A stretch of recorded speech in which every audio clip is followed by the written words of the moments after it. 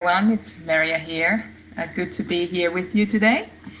Might have been a while since I've done a live video, but I got a question about my MBTI journey.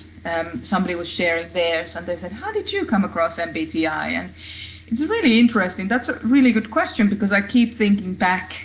It's a while ago since I embarked on this journey. So I did first come across the Myers-Briggs framework in the early 2000s, I would say. And at the time I was working with the Enneagram model, and I had so strongly felt with the Enneagram that I finally understood who I was and where I belonged and how I operated, that I kind of just didn't want to get into MBTI at all. Not that I was fighting it specifically. I just went like, I love the Enneagram. I'll look into MBTI another time. And then, of course, the Enneagram had me feeling, that deep level of belonging and so on. So it wasn't until about 2012 that I got drawn into one of those free tests online. I'm sure you all have had those experiences. And I got the first test that I did, I got an INFJ. And again, my world was totally rocked again. And I was just so, having that same profound sense of belonging and just understanding myself. And I think mostly understanding that there's nothing wrong with me, that I'm okay. It's just that this is my diagnosis. I'm an INFJ. And so only I had done the Enneagram profiling with the practitioner, whereas with the MBTI, I did an online test. So I took a couple more tests and I came out as different types. I came out as ENFJ, INTJ, ISTJ one time. I don't know what happened that time, but but I did really feel like an INFJ when I first read it. So I think I got really lucky with the first test that I did. Now, I kept getting all these different results, and I was starting to get a little bit frustrated with the process. And it never really occurred to me to actually Google official MBTI assessment. It was just like, how did that not even occur to me? But it didn't. However, there we were. So what I hadn't realized with all these free tests was that they were like a watered down version of the MBTI, or like a best guess of how the MBTI actual official assessment works. And I hadn't realized that, the original assessment development began in the 1940s. So that's been going on for a really long time. It's consistently worked on by psychologists and researchers since then, and they've had several different versions of the official assessment since 1940. So the Myers-Briggs company still continues to do the research, and they continue to develop and improve their assessments as the need arises. And I think they have the assessments available in 16 languages or something like that, but please don't quote me on that. And that may have even changed since I studied to become a certified practitioner. So I was kind of thinking in my mind, everybody is talking about the MBTI as if it doesn't make any difference which assessment you do, as if it doesn't make any difference whether you do a paid or an unpaid assessment. And it was and I hadn't even thought about it. I the first time I saw that you should pay for an assessment, I thought, why would I pay for anything that I can get for free? But then I realized something around the validity of the official MBTI assessment, and I was like, whoa, there's this massive history of research and psychometric testing around the official MBTI assessment. And I just went like, my mind was totally blown. And then my excitement about these new discoveries about how much deeper dive I can take into myself turned into horror, because I too had been one of those people who had taken the MBTI knowledge for granted. I had portrayed myself as an MBTI specialist, even gone as far as written a couple of courses without actually having a Myers-Briggs profiler or professional,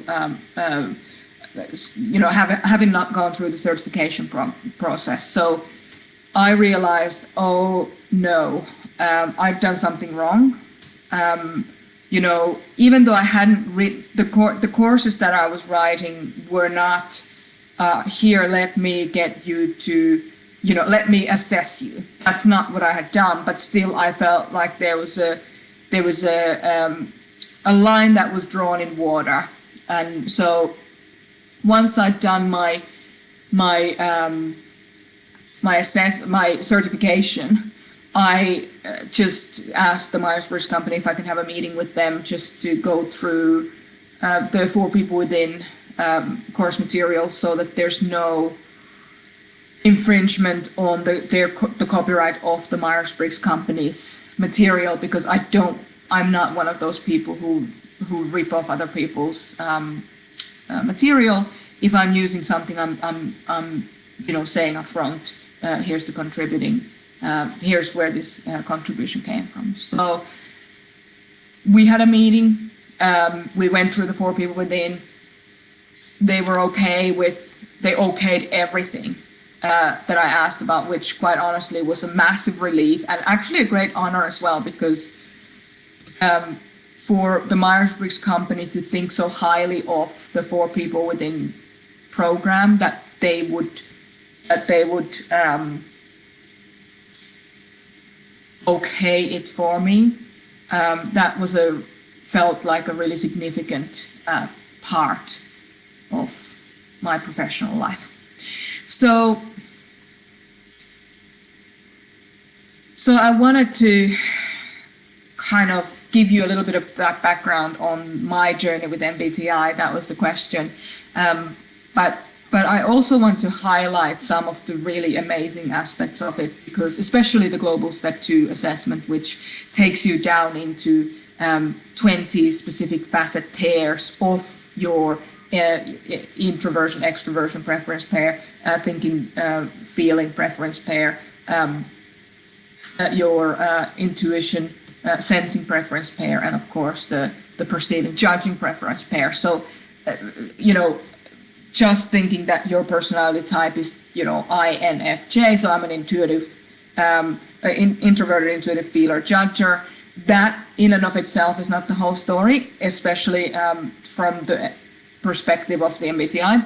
So one of the things that when I did the Global Step 2 myself was it really, I knew that MBTI was helping me make better integrated decisions. That was really cool.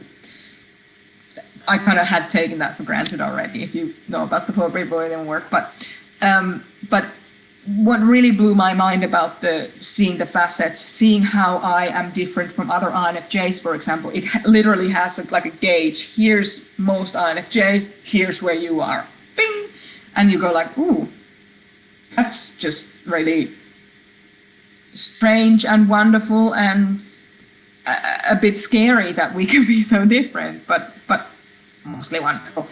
But it also made me really look at the kind of the cohesion, the creation of cohesive relationships, because when you understand those facets and how the facet pairs, the kind of the 2 ends of the same facet pairs, how it plays with it, how they play with each other, you start to understand where your partner might be, or your friend might be, or your horse might be on that same scale, and you start to go, okay, this actually makes a lot of sense. I can create some cohesion around this relationship with this particular individual.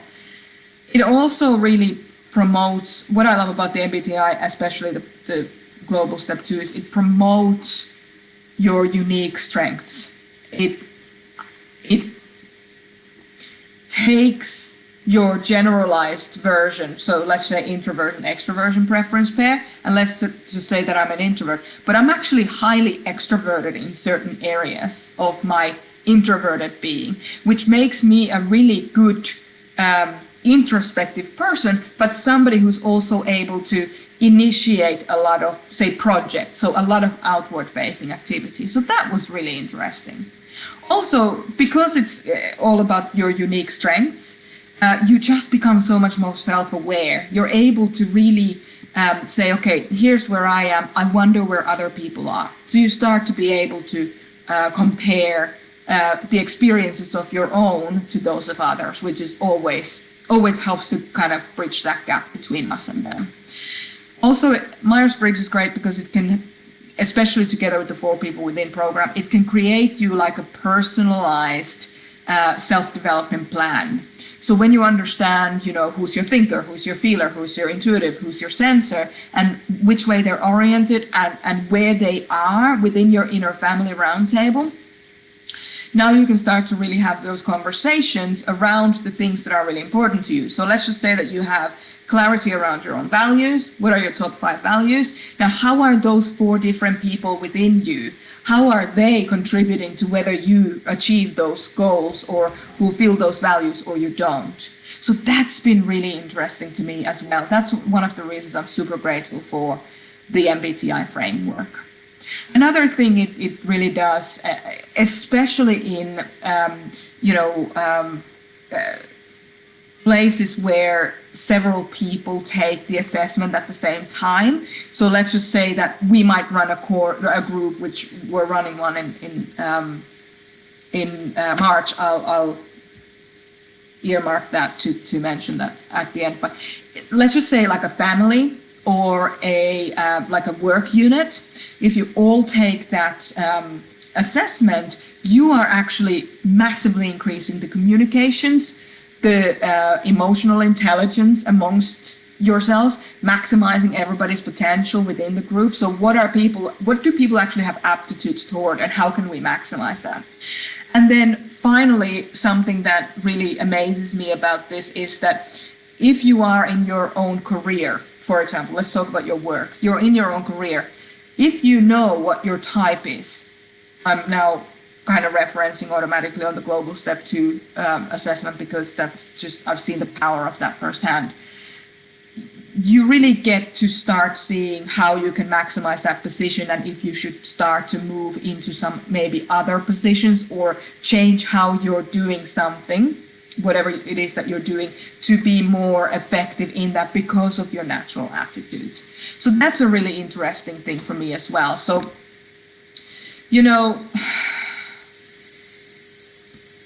we are all so individualized. We are all, my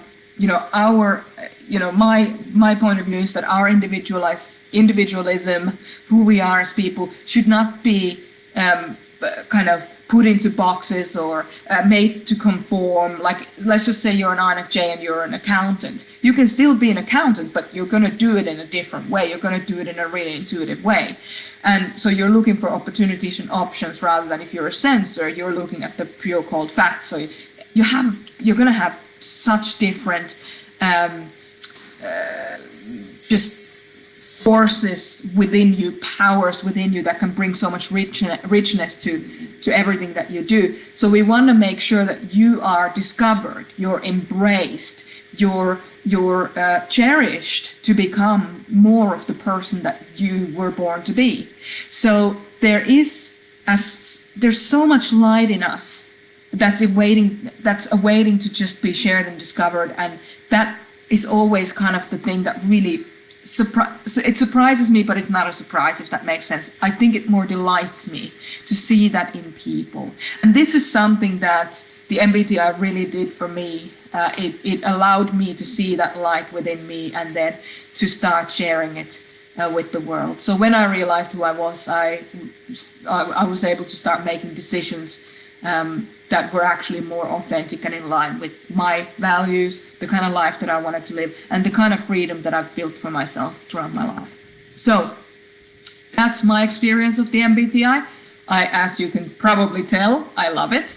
If you don't know about the Global Step 2, if you're interested in doing that, I will be running a group in March, and I'll be there's a two-step process to it. There's the group self-assessment, and then there's a one-to-one session with me where we go through your online assessment and how those two assessments together combine your best fit type and what the facets are in both intuition, introversion, extroversion, intuition, sensing, thinking, feeling, and perceiving, judging. But I'll pop down into the comment section a video about how that all works, so you can check it out if you're interested.